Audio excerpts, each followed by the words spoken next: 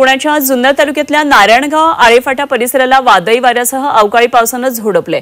काढणीला आलेल्या द्राक्षांमध्ये पावसाचं पाणी शिरल्यानं द्राक्षांचं मोठ्या प्रमाणात नुकसान झाले।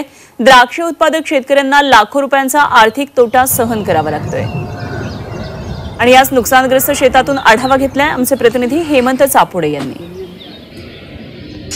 उत्तर पुणे जिल्ह्याच्या नारायणगाव परिसराला रात्री वादळी वाऱ्यासह अवकाळी पावसाने झोडपल्याने द्राक्ष बागांचे मोठ्या प्रमाणात नुकसान झाले आहे। मी सध्या नारायणगाव परिसरातील द्राक्ष बागांमध्ये उभा आहे। आपण या ठिकाणी पाहू शकता मोठ्या प्रमाणात पाऊस झाल्याने या द्राक्षाच्या घडांमध्ये सध्या पाणी साचलेलं पाहायला मिळत आहे आणि हे पाणी साचल्यामुळे खरं कुठेतरी द्राक्ष बागा ह्या क्रॅकिंग जाणार आहे आणि याचा मोठा फटका द्राक्ष उत्पादक शेतकऱ्यांना बसणार आहे। आपण जर पाहिले तर ही बागाची अवस्था आता पाहिली तर मोठ्या प्रमाणात या ठिकाणी द्राक्षाच्या घडांमध्ये पाणी साचलेलं आहे। सध्या म्हणजे अगदी आमच्या डोळ्यामध्ये अश्रू उभे राहिले आहेत की जो माल आज आम्हाला एक्सपोर्टसाठी कटिंग करायचा होता, रात्रीच्या कालच्या पावसामुळं अक्षरशः तो आता विषय संपला, एक्सपोर्ट करायचा विषय संपला आणि हे प्रचंड नुकसान झाले। आता हे अवघड आहे आम्हाला पेलवणं सुद्धा। तसं अगदी एकरी तसं खर्चच 3-3.5 लाख रुपये एकरी येतो।